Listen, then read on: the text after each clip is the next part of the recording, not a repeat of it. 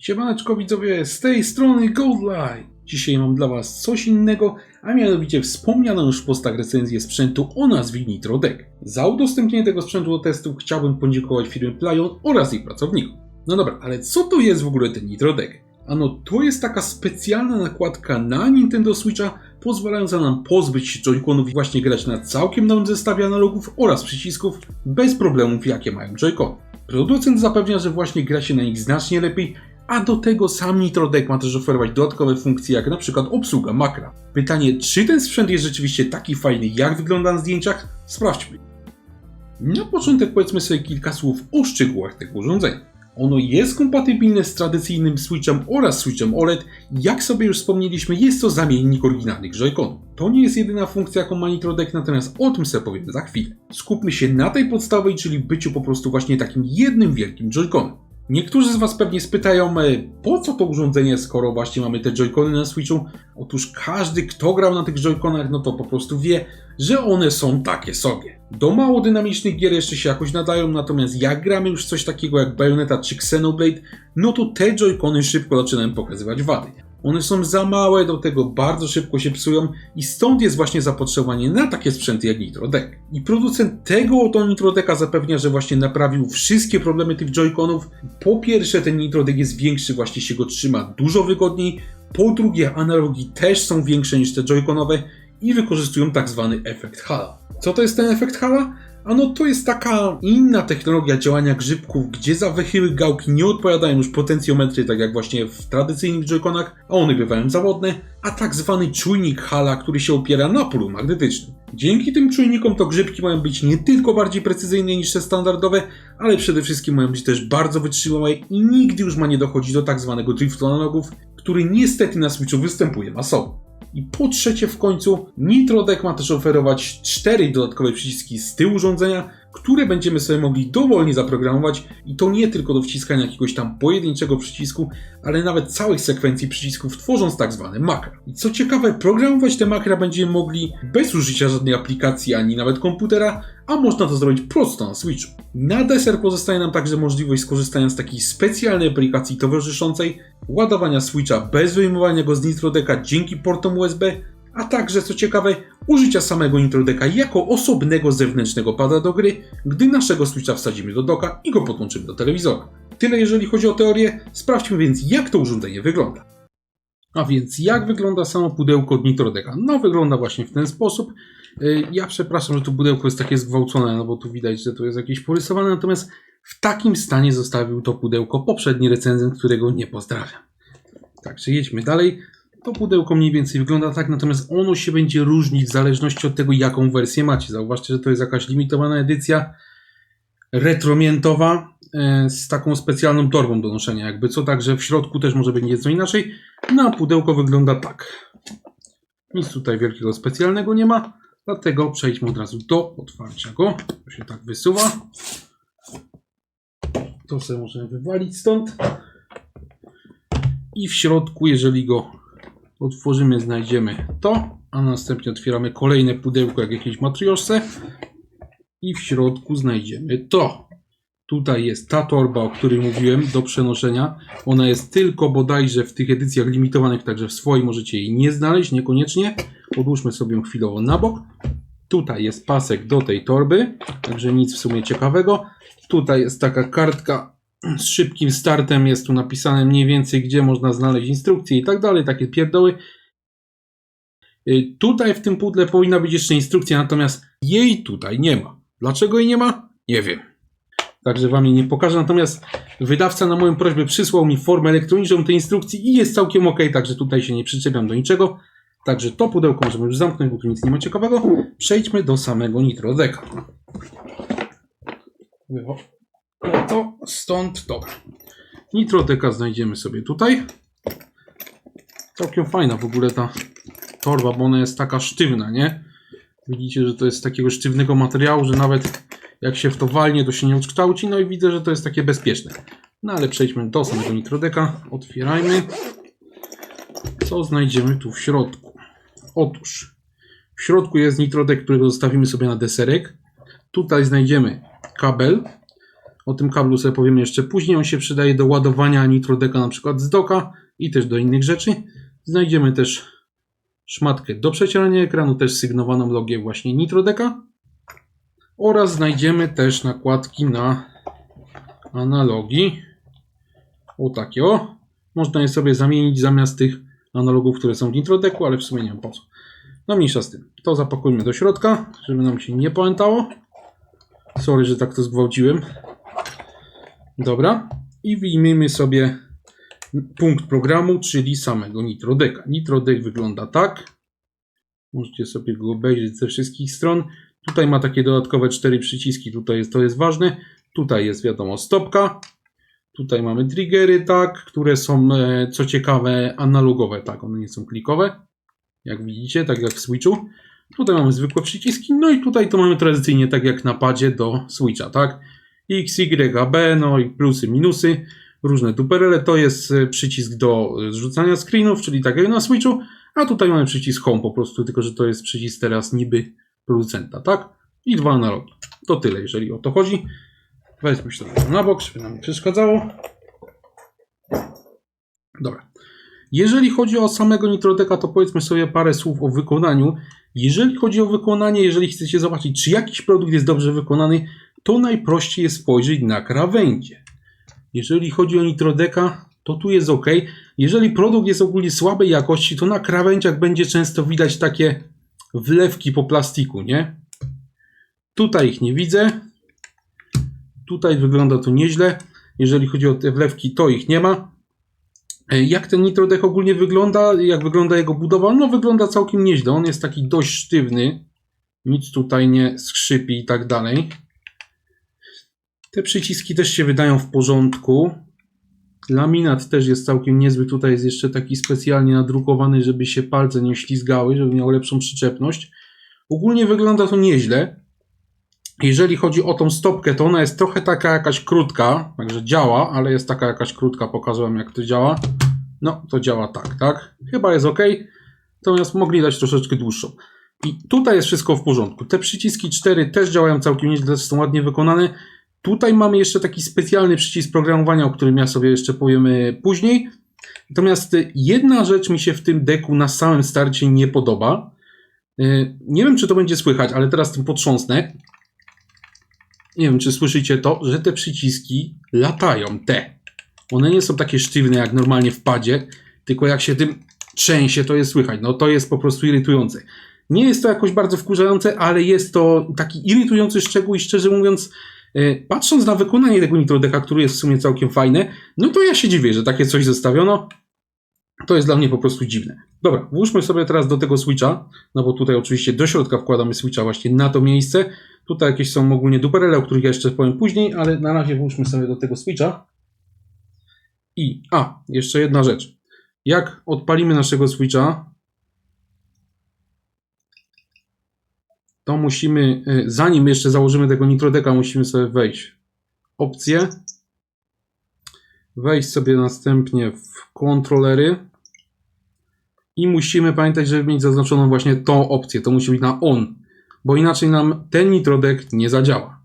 Także jeżeli to mamy, to możemy przystępować do instalacji, a instalacja polega po prostu na wsadzeniu go.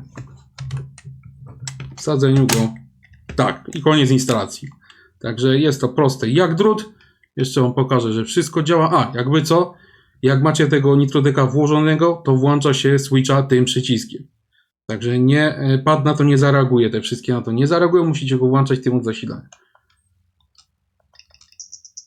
Wszystko działa jak widać, wszystko jest ok. I to tyle, jeżeli chodzi o budowę samego nitrodeka. No dobra, pamiętacie, że jak otwierałem pudełko, no to mówiłem wam o kablu, czyli to jest dokładnie ten kabel, do czego on służy. Natomiast on służy do dwóch rzeczy. Przede wszystkim on służy oczywiście do ładowania tego całego nitrodeka i naszego switcha w środku. I tego switcha nie trzeba z nitrodeka wyciągać, żeby go naładować. To jest najważniejsza wiadomość. Po drugie, on też służy do zamienienia tego nitrodeka w zewnętrznego pada. O tym my sobie powiemy jeszcze dużo później. Na razie zobaczmy, jak to się ładuje. Jak to się ładuje? Najpierw się oczywiście rozplątuje kabelek, który jest nieźle zaplątany. Sporo tu tych dyngli.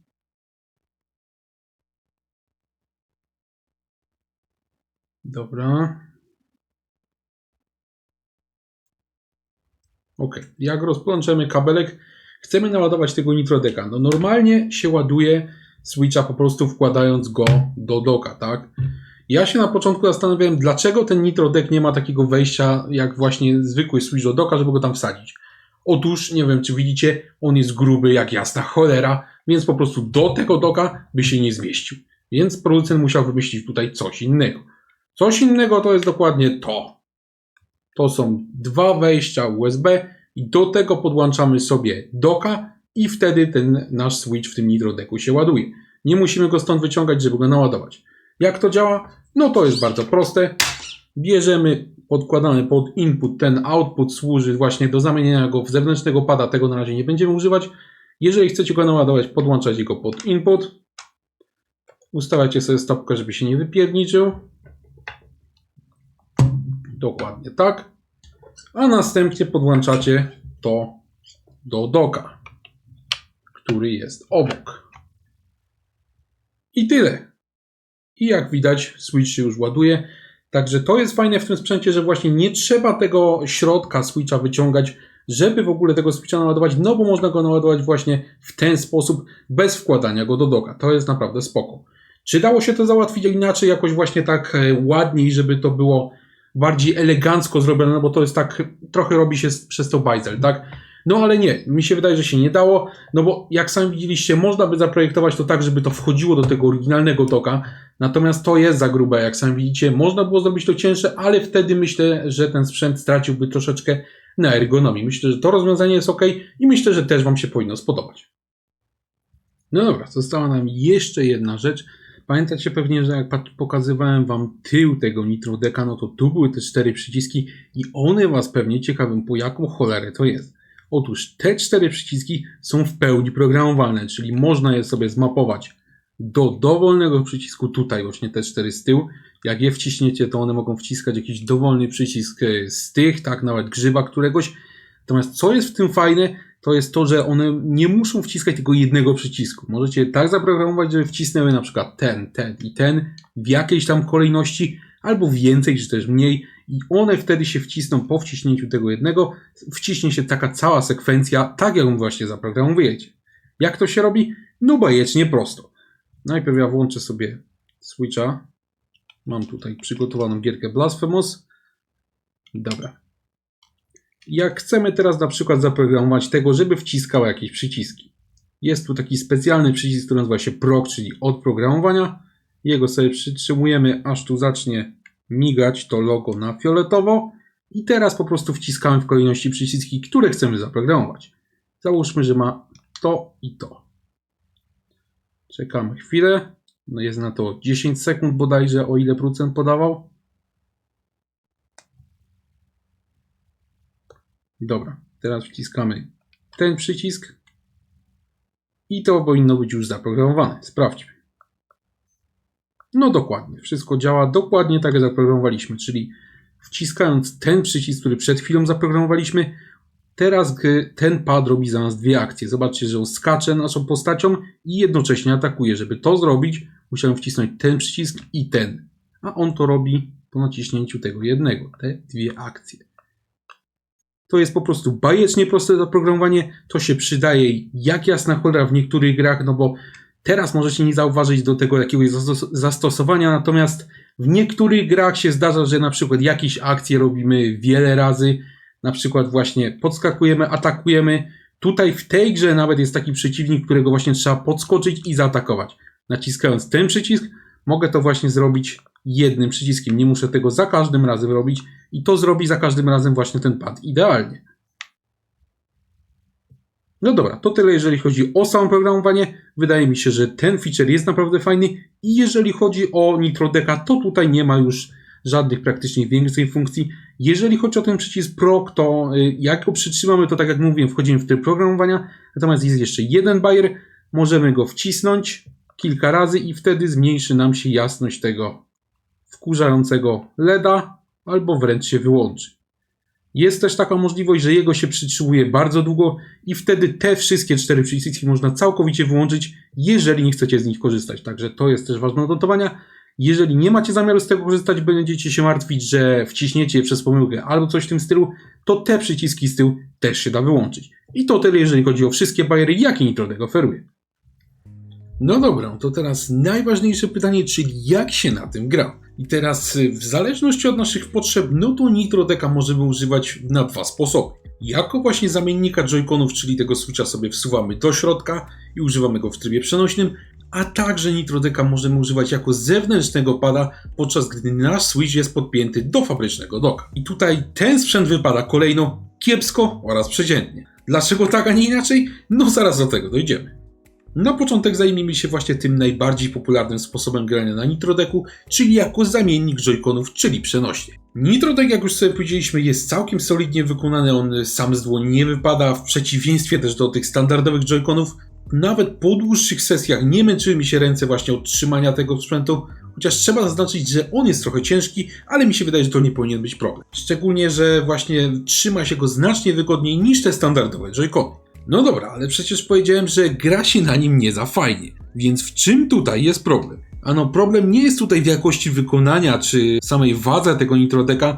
Żeby zobaczyć, gdzie tutaj jest problem, to przypatrzcie się uważnie, jak ja na tym NitroDecku gram. Konkretnie to popatrzcie sobie na moją prawą dłoń. Widzicie, gdzie jest umieszczony ten analog na NitroDecku, że on jest umieszczony jakoś tak cholernie nisko, że na nim się nie da wygodnie grać. Pół biedy, jeżeli gra się w jakiś Mario czy jakiś tam gry Nintendo, gdzie się korzysta praktycznie tylko z lewej gałki, no ale jak się gra już w jakieś strzelanki czy samochodówki, no to już jest po prostu naprawdę źle. Żeby jakkolwiek ruszać tym właśnie prawym analogiem i jednocześnie trzymać NitroDecka w dłoniach, no to ten analog muszę mieć naprawdę daleko poza opuszkiem palca, co wyklucza jakąkolwiek precyzję. Jeżeli znowu chciałbym go trzymać tak normalnie właśnie jak odpada, żeby opuszkiem palca sterować, no to musiałbym mocno cofnąć dłoń i po prostu niewygodnie będzie mi tego switcha trzymać. I to jest po prostu bardzo zły projekt. Ja z ciekawości jeszcze sprawdziłem, wam powiem, gdzie jest ułożony prawy analog na joyconie, tym oryginalnym, oraz na NitroDecku. Ja sobie to porównałem i okazało się, że rzeczywiście, że twórcy NitroDecka ten prawy analog wsadzili jeszcze sporo niżej niż jest na joyconie i przez to są te wszystkie problemy, o których sobie powiedzieliśmy przed chwilą, a powiedzmy sobie szczerze, że już na samym joyconie on był dość nisko. Tutaj twórcy znacznie przegięli i prawy analog jest na NitroDecku umieszczony naprawdę bardzo źle. Ja sobie tylko zachodzę w głowę, po co takie coś robić? Po co projektować całkiem fajne urządzenie, po co przykładać się do jego konstrukcji, robić tam jakieś fajne rzeczy i dosłownie to wszystko zdeptać, zrujnować, wydawałoby się taką najbardziej podstawową kwestią, czyli karygodnym umieszczeniem analogu. No to jest naprawdę idiotyzm. Praktycznie cały ten NitroDeck, całe te wszystkie feature'y, całe te bariery, to wszystko jest nieważne, bo na tym analogu gra się po prostu niewygodnie. I szczerze mówiąc, to nie jest jedyny zarzut do ergonomii, jaki ja tutaj mam, chociaż niewątpliwie najbardziej poważny. Pamiętacie, jak ja wspominałem o tych programowalnych przyciskach z tyłu? No one są całkiem fajnym pomysłem i też się je programuje bajecznie prosto, to jest naprawdę fajny, użyteczny feature, ale bez przerwy te przyciski się wciska przypadkowo podczas gry.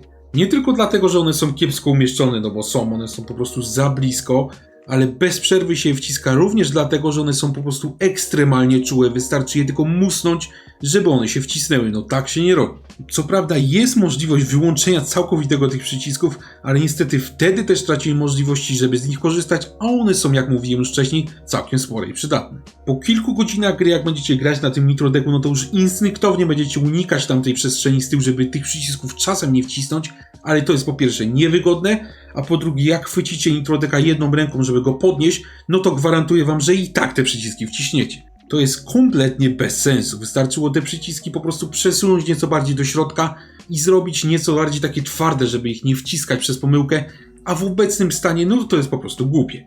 Dlaczego tego nie zrobiono? No nie mam pojęcia. Ja przy tym wam zaznaczę, że ja mam duże dłonie. Może gdy ktoś ma jakieś mniejsze rączki, no to ten problem, o którym ja mówiłem, i z tymi przyciskami z tyłu i z analogami nie wystąpi. Natomiast producent, projektując takie urządzenie, powinien bez przerwy sprawdzać, czy wszystkim ludziom będzie się na nim grało wygodnie. Najwyraźniej tutaj niestety o tym zapomniał i kładzie się to cieniem niestety na całym urządzeniu. No dobra, ale ja jeszcze nie skończyłem narzekać, drodzy widzowie. Pamiętacie tego bardzo jasnego LEDa w prawym dolnym rogu, którego ja mówiłem, że można wyłączyć? No można wyłączyć, tylko że jak za każdym razem włączycie Nitrodeka, to on znowu będzie świecił jak żarówa i trzeba go wyłączać znowu. Jeżeli usypiacie Switcha kilka razy dziennie, no to może się okazać, że to irytujące światełko będziecie też wyłączać kilka razy dziennie, co jest nie tylko nudne, ale i po prostu głupie. Nie, jeszcze nie skończyłem. Pewnie wiecie, że Nitrodek jako taki niby Joy-Con, niby pad oferuje także wibracje, no nie? Bo te Joy-Cony też oferują wibracje i to całkiem fajnie. No to teraz wyobraźcie sobie takie wibracje jak w pierwszym padzie od PlayStation 3, takie gówniane, takie słabe. Wyobraziliście sobie? No to właśnie Nitrodek ma takie gówniane wibracje. Nie ma totalnie podjazdu od tych wibracji na przykład z Joy-Conów, które są naprawdę fajne, takie haptyczne, tak? Tutaj są jakieś najtańsze wibracje i to po prostu czuć, że to jest gówniane. I przez te problemy, które ja wymieniłem, to urządzenie, pomimo że w sumie jest całkiem fajne pod względem funkcji, ma takie fajne, wytrzymałe analogi z tym efektem Hala, wygląda dość fajnie, jest też nieźle wykonane, no to finalnie i tak wypada dość kiepsko, bo polega właśnie w podstawowej kwestii. Po prostu gra się na nim niewygodnie. A wygodne granie to jest podstawa tego typu sprzętu i te wszystkie bariery, o których wspomniałem, one w ogóle nie pomogą, jeżeli właśnie podstawy leżą. Została nam jeszcze ostatnia kwestia, czyli jak wypada Nitrodek, jeżeli gramy nim jako zewnętrzny pad. No bo tak jak mówiłem, możemy używać go jako pada, gdy nasz Switch jest w doku. Tutaj jest delikatnie lepiej, bo nie mając właśnie ciężaru samego Switcha podpiętego do Nitrodeka, można go właśnie trzymać w nieco inny sposób. W nieco inny sposób to mam na myśli taki sposób, żeby się dało grać na nim wygodnie, czyli tak trochę po hebrajsku. Wtedy możemy właśnie cofnąć prawą dłoń, żeby normalnie trzymać tego prawego analoga, który jest źle umieszczony. Natomiast nadal pozostaje nam problem w postaci tych tylnych przycisków, które niestety i tak łatwo wcisnąć przez pomyłkę i do tego się trzeba naprawdę długo przyzwyczaić. I w tym trybie na Nitrodeku gra się przeciętnie, no da się grać, natomiast nadal moim zdaniem jest to trochę mało, żeby ten produkt do tej gry zakupić. Drodzy widzowie, Nitrodek to jest taki znakomity przykład produktu, gdzie właśnie zaprojektowano mnóstwo takich fajnych barierów, dopracowano jakość wykonania, a zapomniano totalnie o najbardziej podstawowych kwestiach właśnie jak ergonomia i po prostu wygoda gry. W przypadku gdyby to była jakaś konsola do gry czy jakiś inny produkt, no to może jeszcze by na to można przymknąć oko, natomiast Nitrodek jest w zasadzie padem. A w padzie, jak wiadomo, pierwsze skrzypce gra właśnie ergonomia i wygoda użytkowania, a z tym niestety to Nitrodek ma naprawdę duży problem. Pomimo że to urządzenie w sumie jest fajnie zrobione i posiada te analogi właśnie z efektem Hala, które są bardzo wytrzymałe, no to przez ten prawy analog, który został tutaj karygodnie źle umieszczony i te tylnie przyciski, które są po prostu zbyt czułe i też są w sumie źle umieszczone, to gra się na tym po prostu kiepsko. Do tego dochodzą jeszcze te okrutnie słabe wibracje, o których ja mówiłem, że są po prostu totalnie bazarowe, no i ten irytujący LED, którego za każdym razem po włączeniu musimy ręcznie gasić. To urządzenie jest dostępne w cenie gdzieś tak około 280 zł, natomiast ja, drodzy widzowie, nie mogę wam tego Nitrodeka na pewno polecić, bo mi się grało na nim albo kiepsko, albo po prostu przeciętnie. Jeżeli macie mniejsze dłonie niż ja, no to może ten efekt grania na Nitrodeku będzie zadowalający, ale mówiąc zupełnie szczerze, w tej cenie na rynku są już lepsze zamienniki Joy-Conów, które możecie sobie kupić. Może nie mają one tych programowalnych przycisków z tyłu, może nie mają analogów z efektem Hala, ale przynajmniej gra się na nich wygodnie. Na Nitrodeku niestety wygodnie mi się nie grało. Dziękuję wam bardzo za obejrzenie tego filmu. Jeżeli on się wam podobał, to zapraszam was serdecznie do obserwowania kanału, bo takie filmy będą się na nim pojawiać regularnie. Gorąco dziękuję też wszystkim wspierającym kanał. Jestem wam bardzo wdzięczny za okazaną pomoc. Dzięki właśnie waszemu wsparciu przygotowywane filmy na kanale mogą być jeszcze lepsze. Także dzięki panowie, pozdrawiam i trzymajcie się.